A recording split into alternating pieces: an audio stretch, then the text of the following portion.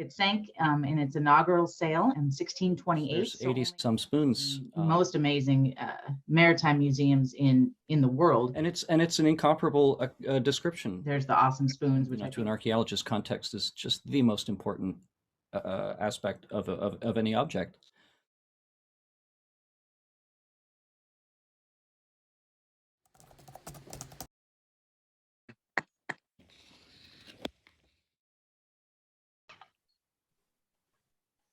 All right, welcome everybody. This is Rise Up and Carve, Chuck Trella here. I'm wanting to just basically let you guys know that this is the talk that and discussion with Stephanie Gandulla. Am I pronouncing her name correctly? Gandulla? That's great. Okay, Stephanie Gandulla, who's a maritime archaeologist out in Michigan, and Matt Palus, who worked to come up with our RUAC Spoon Challenge template number 30 based on treenware that was raised with the Vasa, which was a ship that Stephanie is going to talk about and Matt will talk about. And so, yeah, so this session is basically a discussion with Stephanie, who did her master's thesis about a lot of this treenware that was raised. And we're really, really excited. This is going to be very cool. So if I could just remind everybody, please keep yourselves muted unless you have a specific question when we open it up for question and answer. But in the meantime, I'm going to spotlight Matt and let him give a little bit of an introduction, and then we'll go to Stephanie.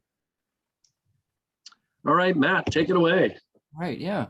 So just to preface the subject of this challenge, so I'm an archaeologist, and recently my firm hired a woman who worked with data from the Swedish warship Vasa, and I said to myself, I'm gonna and you know, there's sort of a welcome addition to our team, and I was like thinking to myself, I'm gonna carve them a spoon from Vasa, and so I went looking for well, we had to come up with a template, and Sunny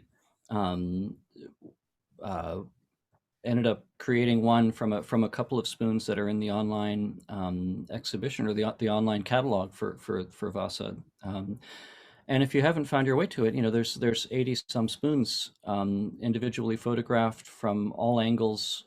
And so two of those provided the templates for our spoons in the number 30 challenge.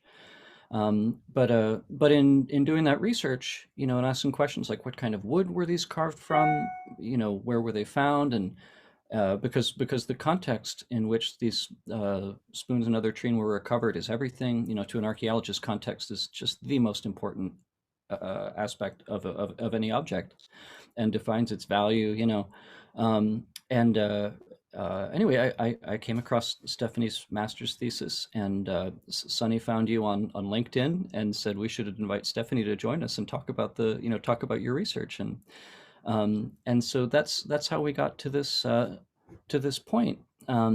So Stephanie, if I could introduce you a little bit, Stephanie's a maritime archaeologist at the National Oceanic and Atmospheric Administration's Thunder Bay National Marine Sanctuary, and that's based in Alpena, Michigan, on Lake Huron. And it's a freshwater marine sanctuary. It's basically a safe place for submerged historic vessels. And there's, Stephanie, how many wrecks are included in the 100? Okay. And we estimate there's that many more yet to find. Yeah, and that's just a part of Great Lakes history, is loss of ships, and yeah, okay. But so you've been there since 2011. Your master's degree in Maritime Studies was earned at Eastern Carolina University. Is that like 2013, 2014, somewhere in there? 2014. I started working at the sanctuary before I finished my thesis, which is always a challenge to have to finish a thesis while you're working full time. So it took me a little longer than it probably should have. So 2014, I graduated from ECU. Yeah, excellent. And it's an incomparable description of the treen from there isn't another work like it as far as I found, in the brief amount of research that I did. But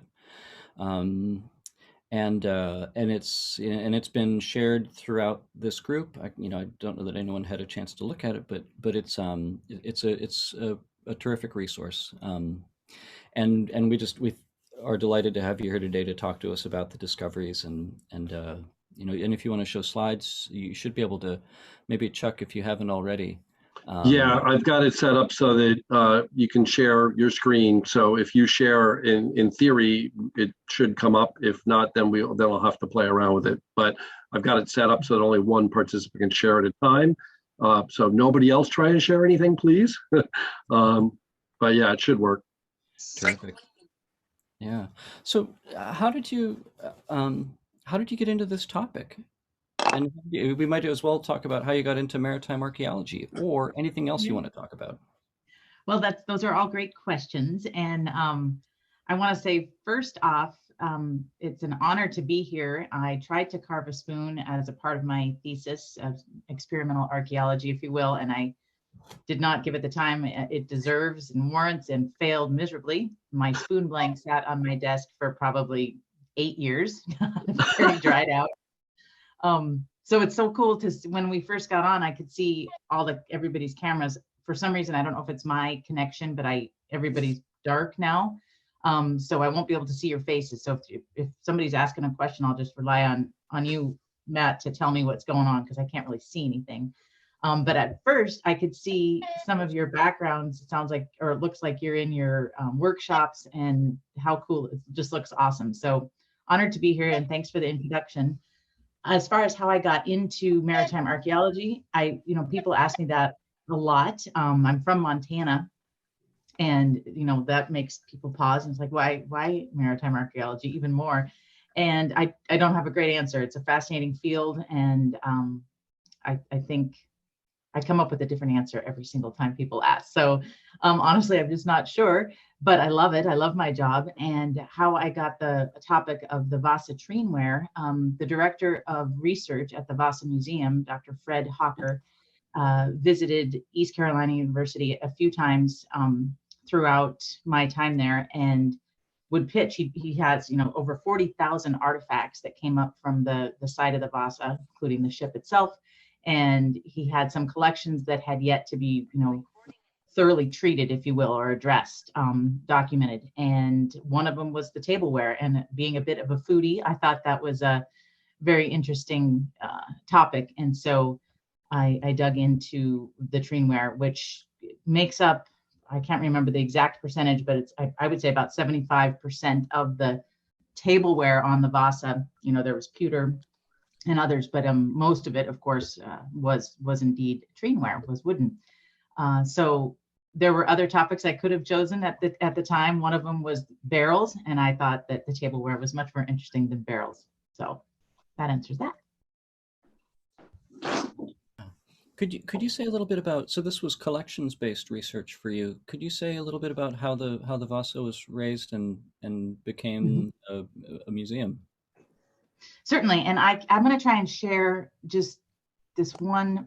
I have a PowerPoint from a presentation I did at the Society for Historical Archaeology conference in 2017. And so not all of it will necessarily apply here, but can you see that? Yeah. Okay, excellent.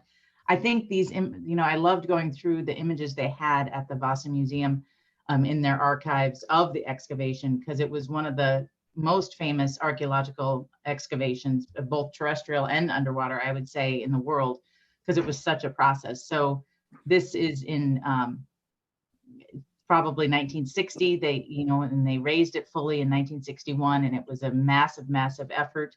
So it sank in its inaugural sail in 1628. So only about 15 minutes into its inaugural sail, 1,000 people watching from the wharf. And it was the biggest, best royal warship of the Swedes at the time. So it was a source of pride. And they had the gun ports open, and to fire off the cannons as a salute, and for their going into war with the Polish. And there was they warped the ship around till it got into a bigger area of water, and a gust of wind came and it listed a bit. those open gun ports, took in some water, and then it sank. 333 years later, they discovered it again. I mean, it pretty much knew roughly where it was. It sank in Stockholm Harbor, but it did lay at the bottom of Stockholm Harbor until for 333 years. Thankfully, it was brackish water, and it sank somewhat in the mud there, and it was very, very, very well preserved. So they raised it, and fascinating. You could talk a lot about the raising of it and how they did it, and the technology used to actually get the ship up. But eventually they got everything up, and it's one of the most amazing maritime museums in the world, definitely in Europe for sure. So if you have a chance to visit, it's so impressive. So anyway, here's some excavation around the time of the excavation photos, and on the left you see a gentleman holding one of the tankards that's in the collection I documented, and on the right it's like a jar, beautiful turned wooden jar on the right that they're taking a look at.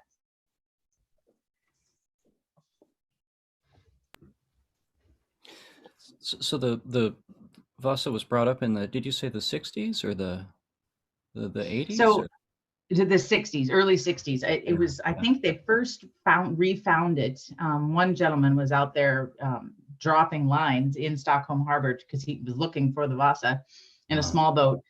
And the excavation period, if I remember it correctly, 1958 to 1961. And I was going to say this at the very beginning too. So I did, do my research on this in 2011 and 12, and finally finished it in 14. And that seems like a long time ago. So I don't, not as fresh on a lot of this stuff. So pardon me for not remembering things. If anybody has input or has been to the Vasa, I would love to hear about that too. Yeah. And so if you want, Matt, I can just sort of proceed with, a few pictures and then more questions, or do you want to just continue with questions now? I'm up for however we want to do it. Yeah, I mean, you could, I think it'd be a delight for people to see this presentation. And I do recognize this now. I was at the Society for Historical Archaeology conference in this session. At that point, I'd been carving spoons for 5 or 6 years and considered it my plan B, if the archaeology career didn't work out. And I lost my mind over this presentation. And I was too shy to talk to anybody because I would have just about burst, But I think what we're about to see on the slides has been operating on me subliminally all this time, and brought us together today. That's awesome. Yeah, that was a great session because it had, I think, maybe eight researchers that had worked on different topics with Vasa, everything from really specific dendrochronology to collections like this. So it was awesome to be part of that session. So I just start out by introducing the collection. There's the awesome spoons, which I think I was saying this to Matt the other day. I started to say the spoons are my favorite, but then I'm thinking about the bowls, and the bowls are super cool too. And of course, these tankards. And talking about like the excavation and where these artifacts now live is, I think, very interesting as well. So when you walk into the Vasa Museum, there's the huge warship looms above you, just massive. And then underneath the warship is the artifact magazine, where over 40,000 of these artifacts live. And when I was sent to go record these, they were mostly together and everybody knew sort of where they were, but there were some that I had to go search for in this magazine, search for amidst thousands of barrel staves or all sorts of different artifacts were in there. And it was sometimes a little spooky. I'd be down in this artifact magazine, nobody else was there. And it was, you think of like those long hallways and the lights they were motion detected. And so I'd be working way at the very end, and then the rest of it would go dark. And anyway, it was one of my best memories is working down there in that artifact magazine, recording these artifacts. And I have this photo here, or this image.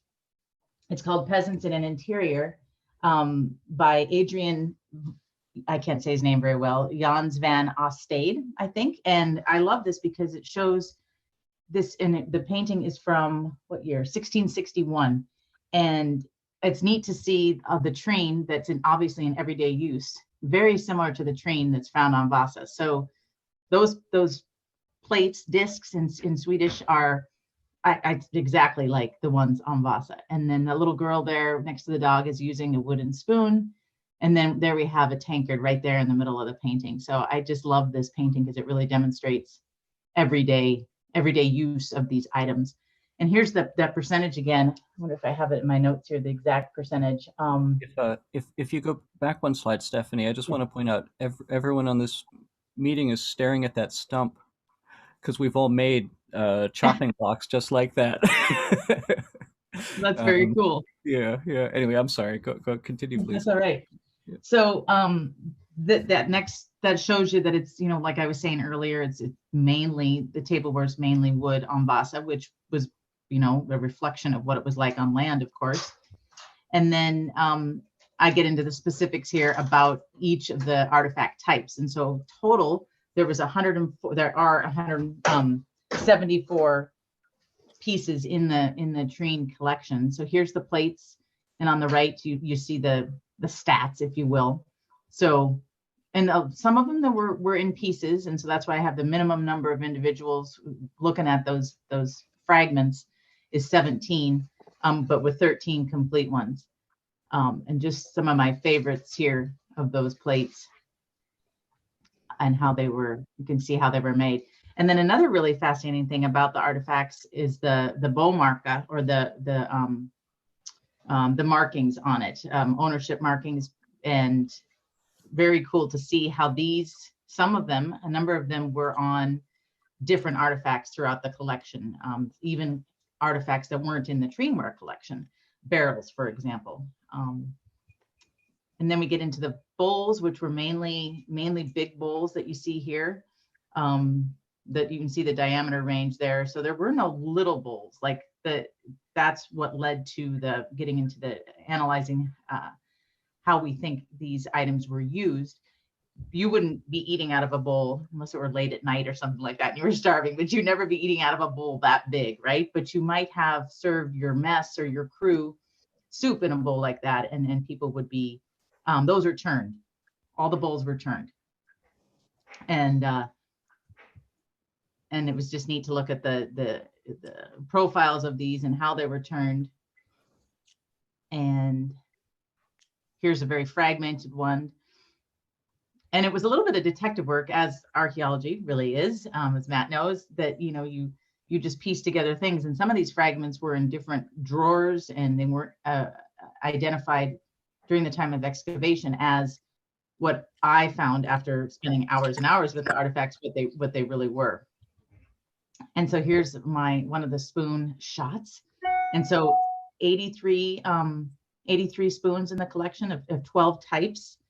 And hang on one second. And if you guys have questions throughout, I think I'll see them, but in case I don't, just interrupt and holler. So they're all carved. They represent at least 12 distinct styles. And the style differences occur in, the ratio of handle to bowl length, the shape of the bowl, the cross section of the handle, the decoration, and the coating. So those style differences is how I categorized, or how I made the typology. And they're made from different types of wood, alder, such as like alder, juniper, and beech. Now, we didn't do any scientific testing for wood types yet. They haven't. They've talked about doing that, the director of research, but they haven't done that yet. That's pretty expensive. But we do that. We a good guess at the alder, juniper, and beech, but it hasn't been scientifically done. I see a question here. So great question on what the coating, and I will get to that. So hold on, because we did do some tests on that. So the variety of those different designs may suggest that they were individually carved by their owners rather than mass produced.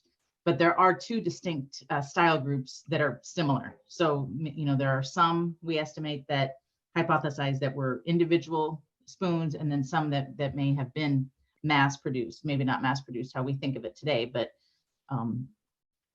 made as a collection to give out to people. Only 16% have those markings that I showed in a previous picture. And that supports the premise that they were their own, individual spoons, because their ownership was made clear. Sorry, back up here. So in comparison to the other treenware, the spoons have less markings. And so my hypothesis was they didn't need the markings because maybe their distinctive design on some of those spoons made their ownership clear. But there is evidence of possible coating on 46 of the spoons, so that's more than half. Most of the spoons were found on the upper gun deck on the starboard side, and that's a lot of the artifacts were found that way just because of the way the vessel settled, sank and settled.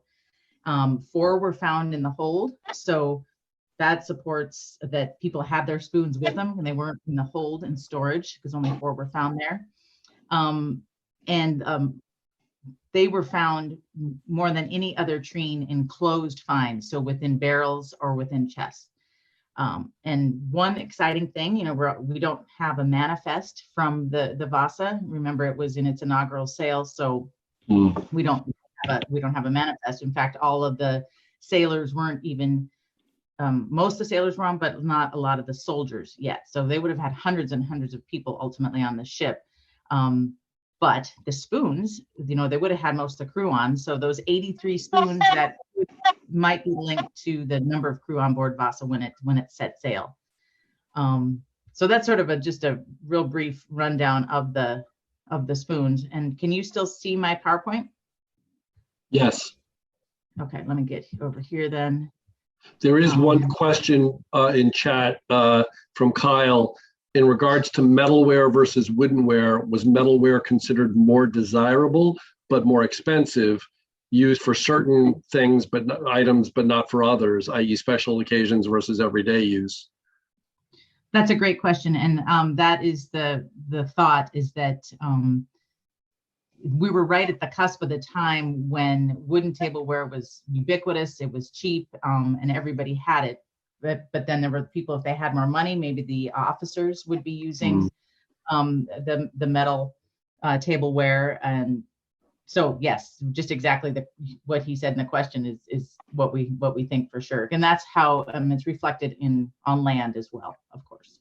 Great, thanks. Mm-hmm.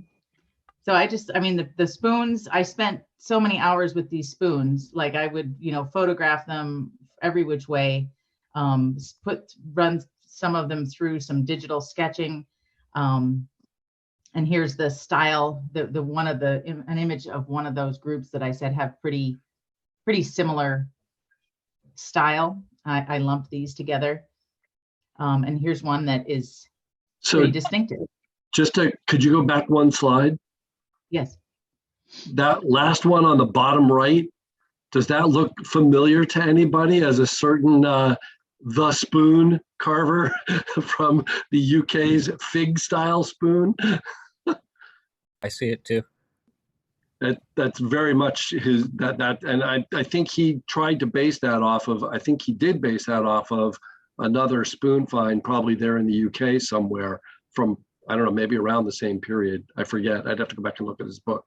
Barn the Spoon, probably one of the most, if not the most famous spoon carvers in the world, started Spoonfest in the UK, wrote a book called SPO with the long mark over the O, and has a spoon called the Fig Spoon, which is almost identical to that spoon in the bottom right. So I just wanted to call that out. Thanks. That's very cool. Yeah. And so here's a close-up of the coating. Oh, so we had a question what the coating is, and I was gonna look up, hang on one second, I'm gonna look up exactly what we had, because we did some chemical tests on it. And I have a report, a real short report that tells exactly what it was, but now I didn't get to looking up that. I kind of got carried away with looking at all the thousands of pictures I still had because I was so glad to have found them. So the coating is some sort of paint is what I believe we figured out. And what I can do is after our conversation today, I'll definitely dig up that report and the specific tests we had done on it and what we think. But it's in my thesis, and I'm sorry, I don't remember off the top of my head. If you don't mind, when I post, Sorry when to I, interrupt. I just was thinking of this paint that you were mentioning, Stephanie. Could it be egg oil?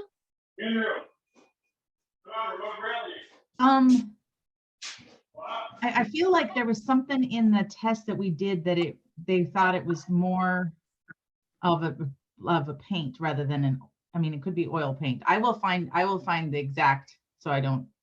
Yeah, because I know that a mix of egg and oil and the powder for each color was used very often and for a very long time in Sweden. Okay. Well, that sounds like it's probably what it is then. That's good to know. Another thing about Vasa is it's really celebrated for the decoration and carving on the exterior of the vessel. But I guess there's no reason to assume that the pigments and paints they use for that would be the pigments and paints that would be used in these spoons. But it's worth mentioning, and you'll find it if you read a little bit more about the ship. yeah, I'm wondering if at that point in time, if they had the concept of like food safe, finishes or not, Yeah, we talked about that, and you're right, Matt, about the collection of, I believe that the sculptures on the Vasa are the largest collection of wooden sculptures from the 17th century, like extant. I mean, so it's a very important collection, and they were painted beautifully. And I think that, I mean, we looked at that, and they've done a lot more analysis on the paint of those sculptures than the spoons, but I feel like we had to address that and talked about that comparison. So I'll find that report and send it to you guys. So what I was going to say was when I post this to YouTube, I will include links to the museum, to the photo collections, and to your thesis, if that's okay. That's great. And I did let the director of research at Vasa know. He's a carver and turner, tried his hand at it himself. And so he can be a resource as well. Awesome. Thank you. I was gonna ask, how did you land on the spoon to carve? How did you decide on those? I don't know that there was a method. Those are just two. I sent those two examples to Sunny prepared the template, and just to show here's a variety of spoons that are on the museum's website, and those are the two that we ended up going with, and honestly, my hope is that people use the online catalog, find other spoons that they like or want to attempt in the collection, and just sort of have a go, because one of the things that I really enjoy in your presentation, Stephanie, is there's some very standardized spoons, and then there are some very individual spoons, and that are more personal. For instance, here there's a great variety and a lot of opportunity to have just a ton of fun with this, because none of them strike me as all that well. I won't say they're easy to carve until I try one, but So the image I'm sharing here is from the excavation. And yes, I do think that is some sort of paint on this top left for this one here, for sure. It's second from the left on the top. But this is different, right? And it was neat to compare these spoons, take the photos taken at the time of excavation to the photos that I took in end of 2010 and 2011. So they're not they haven't deteriorated much at all, except for this is the decorations, especially these, like the coating's pretty static, but these decorations have faded a bit. So I'm having a hard time telling. I don't know whether it's just my poor eyesight or optical illusion, but am I looking at the hollow of the bowl or the back of the bowl? Okay. The hollow. Okay, that's what I thought, but I wanted to make sure, because sometimes I look at it and I think I'm seeing the rounded back. So those lines, those squiggly lines on those three that appear to have that, or four, I guess, are those like markings that are incised into the wood and then pigmented, or is it purely pigment on top? It's purely pigment on top, and it would take me just a sec, but I wanted to find my photos of these particular spoons also. Okay. And they are glossy and shiny because one of the preservation techniques, or the main preservation techniques, was to spray and coat and soak the wooden artifacts, the ship itself, in PEG, polyethylene glycol, which is what you traditionally, what you would do to preserve wood, because the cellular structure of the wood is filled with water when it's underwater. You take it out of the water, and then that'll evaporate, and then that'll collapse. The cells will collapse, and so you stuff it with PEG, fill it with PEG, soak it in PEG, and then it keeps it. It preserves the artifact. I didn't explain that very well. Matt might be able to explain preservation with PEG better than that. But anyway, so these were coated. They're wet and shiny and been soaked in polyethylene glycol. Pictures of the side. Let's see. So I want to find my photos of these spoons. See if we can just pick one, and it'll just take me a second because I have a new laptop and I'm trying to navigate with a bunch of open windows. So bear with me one sec as I get to my folder of images. And if there's other questions in the meantime, feel free to. I should be able to talk and look at the same time. Yeah, if you have some of the side views would be interesting too, because of to see what type of crank or whatever what they did when they carved out that sections. So here we go.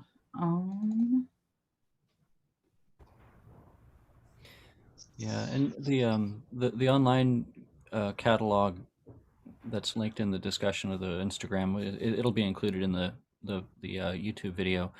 It does have photos from all angles, so side views, top, bottom, the end of the handle, so you could see sort of the dimensions and proportions of the handle. They're really excellent photographic series, and for every single spoon. It's an amazing. Yes, that's the ones I'm trying to find right now.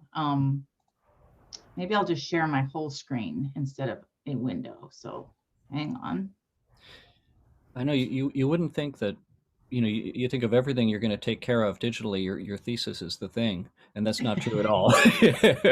I've been through 2 or 3 computers since I finished my degree, and right.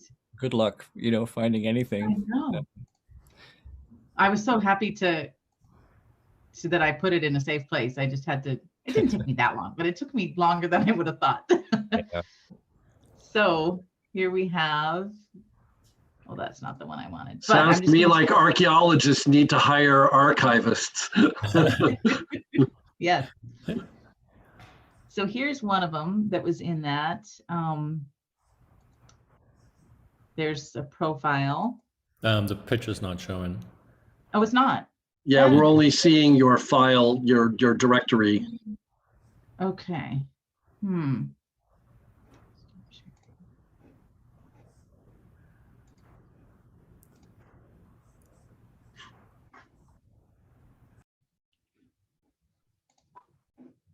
You have to stop screen share. It's happened to me before. You have to stop screen share and then restart it. Can you see my whole image now? My whole screen? Yep. Yes. Excellent. Good. Okay, so now I'll scroll through. So here's some of those same ones that were in that image from the time of excavation, their profile, and I'm just sort of, this is what I was looking for, one of these. So you took all these photos? I did. That's great. Wow. Okay. Thank you. It took me a long time. But the cafeteria, when you go to the Vasa Museum, which you must, the cafeteria is like the best museum. It's one of the best restaurants I've been to. Of course, Swedish meatballs and lingonberries. And so I would take pictures all morning and then go have a nice lunch in the cafeteria. Nice. I hope you were eating with woodenware. I was not. Yeah, I just grab one of these, take it with me. So were you there when it was brought up from the water? No, I had yet to be born. Okay. So Yeah, it was brought up ultimately in 1961. And so when I was there studying, the museum was already a world-class, massive museum with, I mean, every day in the summer in particular, they've got lines, long lines to get in. And so, yes, there's a question there. My impression, Stephanie, is that you sort of rediscovered all these objects in the magazine, in the collections of the museum. They hadn't really been attended to. They hadn't been a focus, of exhibition, and you sort of recovered them in that sense. I'd like to think that too. I mean, they had done some. I mean, people, as you guys know, probably better than anybody, people love spoons, and there was a couple on display that I, check out and take them out off display to do my documentation. But you're right, they hadn't done like the full treatment as a collection as a whole. Mm-hmm. How did you determine what piece went with? Yes, great question. Like determining, it was like detective work with those fragments, whether it was fragments of the spoons or fragments of the plates in particular. It just took some, the piecing. Sometimes it was easy and it was like a puzzle that it just fit. Sometimes it was more challenging, and sometimes it was, not 100%. Like especially with the plates. Like I'm 90% sure that this goes with this, but you can't always be 100% sure in archaeology. So another thing I wanted to show you guys close up, even though I don't have the definitive answers on it, are I took some microscopic photos of the coatings. And then I'd also like to show you some close-ups of the markings. So can you guys still see my screen? Yes. Excellent. Yep. So here's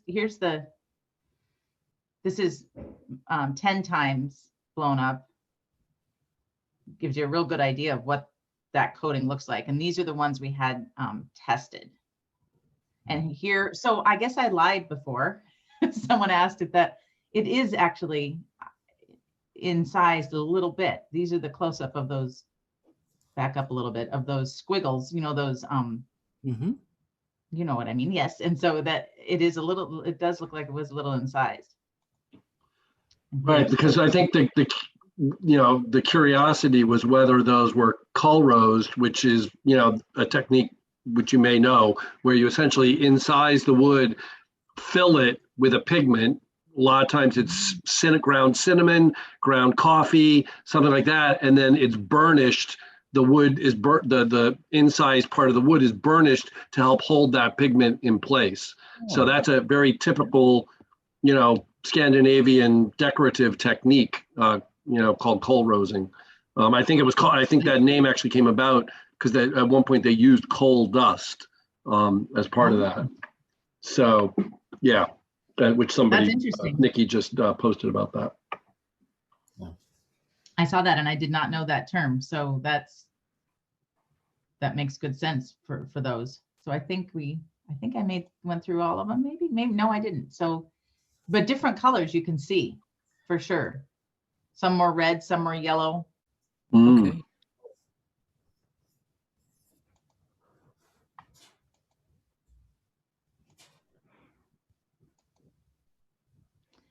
And then I would like to show you the markings on the spoons close up. Maybe. Oh yes, so here, can you guys see my arrow moving too? We can. Oh, great. Technology. So here's some markings, very, very simple. There's a marking here. Here's one, this N looking figure was on a number of other artifacts as well. I thought I had these close up. So these the other thing is owner's marks and not like a maker's mark. Right. Yeah, that would be my guess. Yeah, and so in my thesis I do address, was it an owner's mark? Was it a maker's mark? A little bit of the difference of those. And here's another one that was on a plate, on a tankard, on a barrel. So the question is, was that to denote that this was one group, so, one mess, if you will, 6 or 8 sailors that would be together. Was it to mark their stuff, or was it one individual's things? Mm. There's Ed Spoon. Yeah. I'm waiting to see one that says Chuck was here.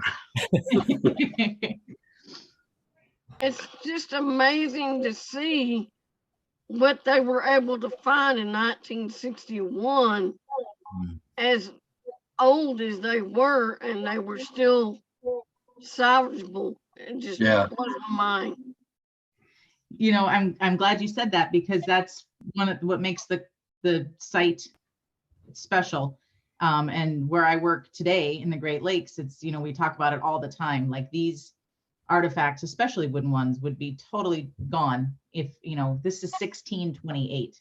So this, you're 100% right. The preservation for over 300 years, it was in the water, and look at, they're still very, very well preserved. And that's the state of the ship as well. And the state of the shipwrecks that I work on in the Great Lakes, they're certainly not as old as the Vasa, 17th century, but we have, schooners from the mid 1800s with the wooden mast standing 90 feet up in the water column, still standing. And so the preservation, that's key. In the Florida Keys, for example, we have another marine sanctuary there. What you'll find of an old wooden ship, maybe even, there's Spanish galleons as old as Vasa there. But what's left, certainly no wood left. What's left is maybe the ballast piles, of course, some Spanish doubloons, but the wood is deteriorated. So it's such an opportunity for archaeologists and historians and the public to connect with these resources that are so well preserved that you're not gonna necessarily find a lot of other places. So what do you do now?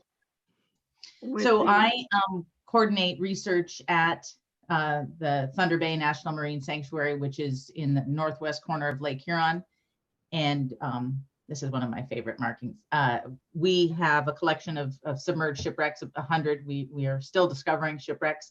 And so I coordinate research, our internal research on the shipwrecks, which would be continual, regular documentation and monitoring, and coordinate going out looking for shipwrecks, but also outside of archaeology, coordinate other researchers coming into the sanctuary to do all sorts of different science. So it's called a sanctuary, but that doesn't mean it's off limits. We encourage access of all kinds, not just scientific research, but recreational access. I should have had a picture of a shipwreck to show you.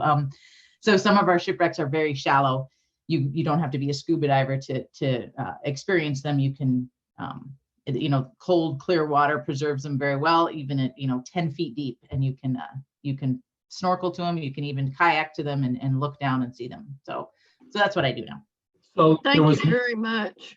There was one question in the chat from Peter about the wood species for the treen. From all the ones that I saw when you were going through, it looked like beech seemed to be the predominant one. Were there any other species? I think you said it earlier, and I may have forgotten. Yes, we thought beech for sure, especially with a lot of the treenware, and I think much of the spoons. But we also think there was some juniper and some alder, because there were definitely some differences in some of them. Great, thanks. Is Stephanie, to my mind, wood species identification is destructive analysis. Like, you have to take a thin slice and look at the cellular structure, and that might be part of why it's maybe not a priority to identify the species of each spoon, just because it would involve cutting into it. And I imagine actually the paint identification or the coating identification is destructive, just a small sample of the material, but maybe not. I think you're 100% right. Like even we did have to take some of that coating and have it tested, even though we took a very tiny bit.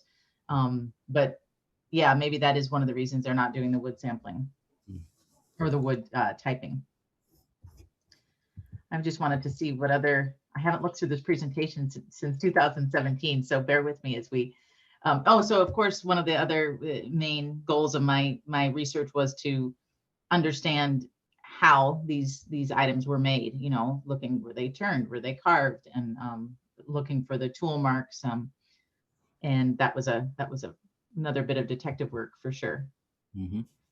And those tankards are built like they're staved like barrels. And here we have parts of tankards. That was another tedious detective work, was, you know, which stave goes with which tankard, or is it a mini barrel? Because there were so many barrels. Mm. These were beautiful, super fragile, turned, as you can see, and matching the lids with the jars. And those are good size. They're as you can see, the height range there, 23 to 37 centimeters. So these definitely weren't individual. I would guess these were not individual use.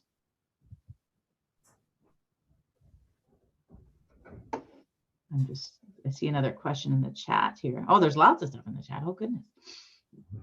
I don't know what Peter's asking. No, kook sauce. Like a little cup. Oh. Yeah, it's like a small wooden cup. No. Mm-mm. Just the tankards for taking liquids, and I guess flasks or canteens. Well, we have about 10 minutes of Stephanie's time remaining.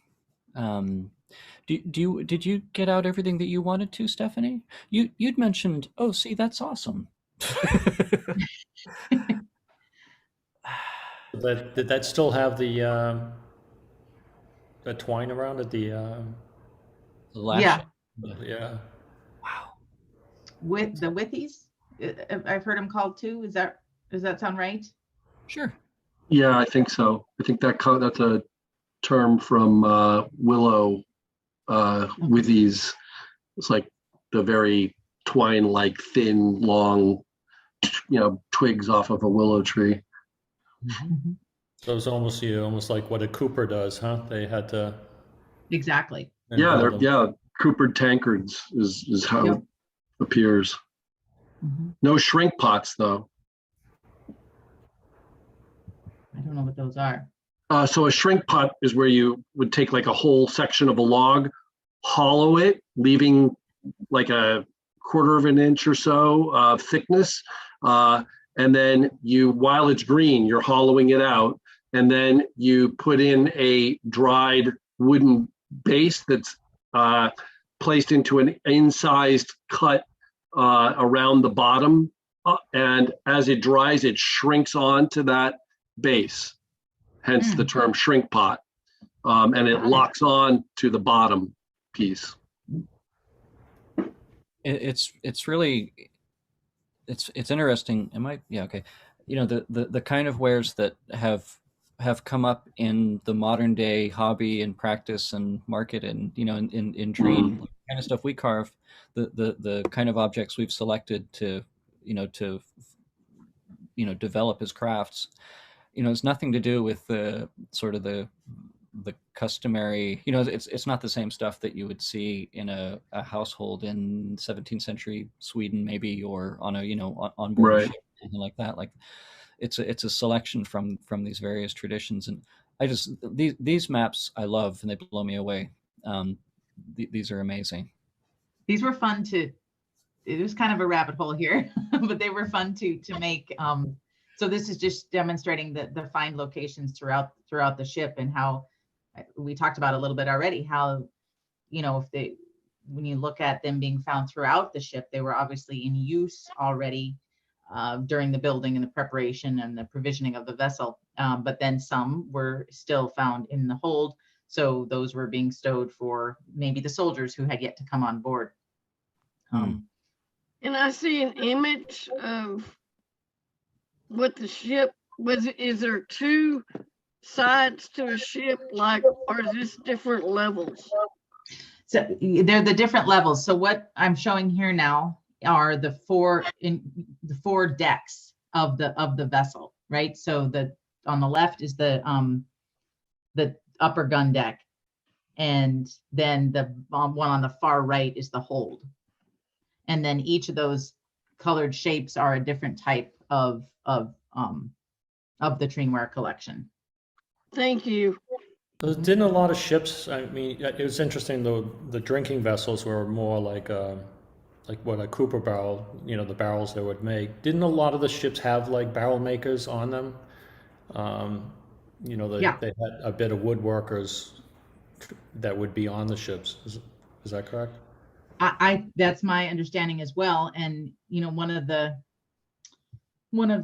concepts, philosophies that maritime archaeologists work under is that, you know, this is a mini floating world. So it's really a replica of the world on land. And so you're gonna, you know, you're out to sea, especially, I mean, not so much in the Baltic or even in the Great Lakes, where you have much more opportunity to get to shore, to get to a port, you know, less days at sea without stops. But if you think about doing an ocean voyage, or, I mean, you have to have everything you're going to need on that vessel. So they'd have spoon carvers, or maybe everybody could make their own spoons. Some are better. I mean, I don't know. Another thing I was just remembering is with the find locations, the you know, the sinking of the vessel, of course, you know, the whole site formation process is going to dictate where things are found too. So we can't 100% say that this spoon is found where a fella just set it down after eating his pea soup.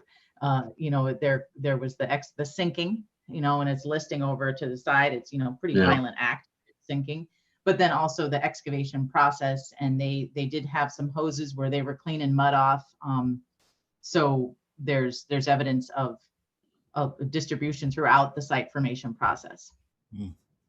So I was wondering about, was there much in the way of tool finds on the ship? Oh, that's a really good question. And I don't, I think there were. And remember, there's over 40,000 artifacts. And I'm just picturing the artifact magazine where there was, you know, shelves stacked very, very high. And there must have been, I can't recall right now, like. Yeah, that would be interesting as well, to search through their archives and see what they recovered in the way of tools. A book, a magazine or something on this ship? So there's a number of publications about the vessel, and I can share a bibliography if you like. But as Matt said before, the website is top notch. I mean, there's so much information on the Vasa website. It's interactive. There's cool videos and all these photos. But there's also some really hefty archaeological publications and a lot of. So there's a lot, and historical books. It is one of the most researched maritime finds because it's super cool, you know, 1628 royal warship, but also because of the scale of the conservation work that went into it and is still going into it. I mean, they're still having to keep the hull and the ship itself preserved. And so how do they go about doing it? So a lot of archaeologists have learned, and conservators have learned from trial and error of the Vasa. So a whole bunch to read about the Vasa.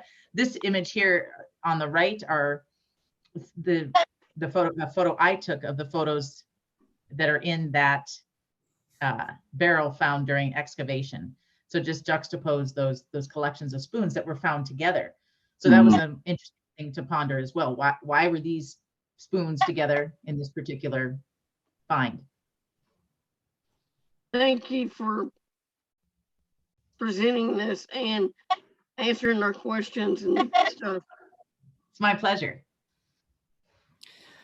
Yeah. Oh, okay. I'm so glad, Stephanie, because there's, I mean, people died on Vasa. That's exactly right. The latest, I believe, is 15 individuals, and that's another topic of ongoing study. There were, you know, you wonder if it sank right in Stockholm Harbor, why couldn't everybody get to shore? So there were many more people on board, but I think they estimate about 15 perished because they were stuck below decks and couldn't get out in time. It sank pretty fast. and there's been facial reconstructions done on a number of them. This is I was going to say a sailor, but we assume he was a sailor, and they call him Adam, and I have that spoon next to Adam because it was found in proximity to his remains. Now that doesn't mean that it was Adam's spoon. That's nice to think that, but it's possible. But it's also like I was describing before, how it was excavated. This spoon could have been washed near him or vice versa. But it's definitely something to consider.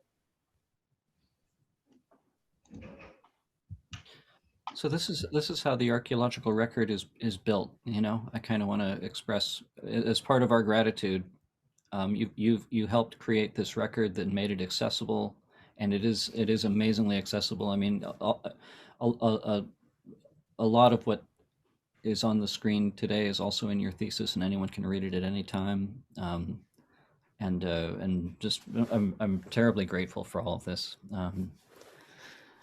And I don't know, maybe one or two last questions before we have to say farewell. Could you remind everyone of the website address? I'm going to post it. When I post this video up onto YouTube, I'll include the links to everything. Did you on the spoons, did you have spoons that were, a lot of them were individual eating spoons, but were there a lot of like big serving spoons and, you know, a variety of, you know, the bowl sizes and stuff? Not a lot, but there were some like 3 ladles. I think I have an image of the ladle in here. I love the ladles because they're very utilitarian. They had one of them at least had a little hook that I imagine was for resting on the pot. So yeah, so there was 3 with the fragments, guessing 7 minimum number of individual ladles, and there were 2 complete ones.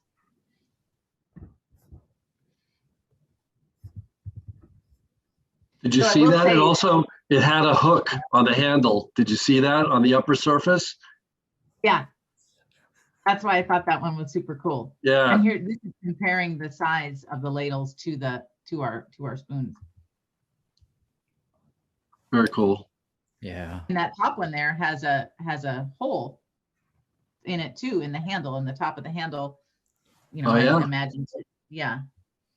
Like maybe it had a lanyard in it or something. Yeah. That's what I was thinking. So was there an area in the boat like where they would have been doing the cooking? I would imagine they would be cooking for a crew, and you know, were there a whole set of different utensils that were found in maybe where the cooking area was? Yeah, so that's another somebody else's thesis entirely dedicated to the galley and where they think the galley was, and so I'd have to look and see. I think I talk about that in the thesis, like what treenware was found where we believe that cooking was happening, but I can't remember off the top of my head exactly what was there. But very good point. It's got to be, you know, something there. Like you imagine that this was maybe the chef's spoon, and he had it hanging on the wall with, you know, the lanyard and. Yeah, well, something I really appreciate about looking at these is you know, these aren't, and we talked about this on the phone on Thursday. You know, they're not exactly medieval people, but they're not exactly modern people either. I mean, this is sort of that transition from. You know, they're not individuals in the way that we are today, and it actually surprises me a little bit that these spoons can be thought of as individual possessions. And what a great, you know, one spoon, you know, linking the number of sailors on the ship prior to the soldiers to the number of spoons available, you know, and just thinking about these as, you know, spoons in people's pockets, and but you know, I mean, like capitalism is just beginning at this point as part of a world system, and as you said, Stephanie, there's a transition in the organization of people in the Swedish military, and increasing, like, just the beginnings of standardization of material culture, and all that's just amazing. Yeah, it's a really cool time to be studying because it is at the cusp of so many different things, not just the cusp of transitioning from wooden to metal tableware. But like you just said, how the military is structured, and individual versus common items. It's a fascinating time to explore. Yeah. So I asked you if these sailors had knives, which is kind of a dumb question, but you mentioned, is that it? Yes, I was trying to find that. So what you see on the bottom right there is from another Swedish shipwreck site, the Kronen, which was a sister ship of Vasa, but it sank in, I think it's 1676. The difference, great to compare Vasa and Kronen, because Kronen had a time at sea and at war, and it sank in battle, and it's still at the bottom of the Baltic off of southeastern Sweden. And a lot of the artifacts have been brought up, not the whole ship like Vasa, but some of the artifacts. And so I was going through the museum, and I think they were in the process of, because you can see that this is wet. And I was like, oh my gosh, that's a spoon in progress. That's a blank. So, yeah. That's awesome. It was exciting to, so that was pretty exciting to see that, like we were talking about, that sort of suggests that, maybe a soldier was in between, times of battle. He was sitting there carving his spoon. So Stephanie, now that you've studied these objects, I'm curious to know, have you begun your journey in reproducing them and carving them yourself?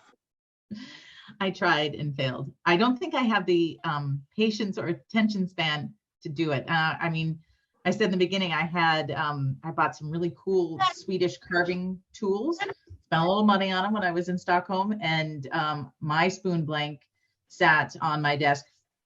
I finally just had to get rid of it because it kept reminding me how I had failed at that endeavor. So I'd love to try. I have a friend that is carves spoons and sends them to me. So to answer your question, I've not done it. I would love to. Well, this has been amazing. I just want to call your attention. It's 10:04. So I know you had said you wanted to limit this to about an hour. So we've been on for about an hour, and I know it's snowing furiously where you are, Stephanie, so I don't want to keep you and risk your life and limb on the snow-covered roads. So unless there's any last thing that you'd like to say, I just know for all of us, we're all so grateful, and to you, Matthew, for putting this all together, and to Sunny, working with you to pull together our template for our RUAC Spoon Challenge 30 template, and this is just so cool. So I will be including all of the links discussed as part of the post that I do on YouTube, so you should be able to access them that way. Instagram isn't very link friendly, so unless you're willing to retype out those links, it can be a bit of a pain. But this has been absolutely fantastic. And I'm sure we'll probably have tons of questions that we'll think of after the fact. So you may get some flooded emails asking a few more questions. Well, I'm glad you said that, because you're welcome to. I'd love to continue the conversation. I do want to share the report, because I don't think that's available online, but I'll find that report about us testing the coating. And if anybody's interested in particular spoon images that you don't find on the Vasa website, let me know, and I can share if I have anything else. Would love to continue the conversation. Awesome. Chuck, did you get a photo that you like? I haven't, but I can always take one off of the recording. So awesome. Thank you so much. Thank you, everybody, for joining us for this. And this video will be posted, like I said, up on YouTube, hopefully within the next day or so. So thanks, everybody. Cheers. And again, major gratitude to you, Stephanie, for your time. Much. Yeah. Thank you. Thank you guys. Thank you. You should have a cool Instagram account about this stuff. That's a good idea. I like that. It's really exciting to get back into the topic. Like I said, I hadn't in a while. So I thank you all very much for your inspiration and your work. Excellent. Thank you very much. All right, I'm going to stop the recording at this point.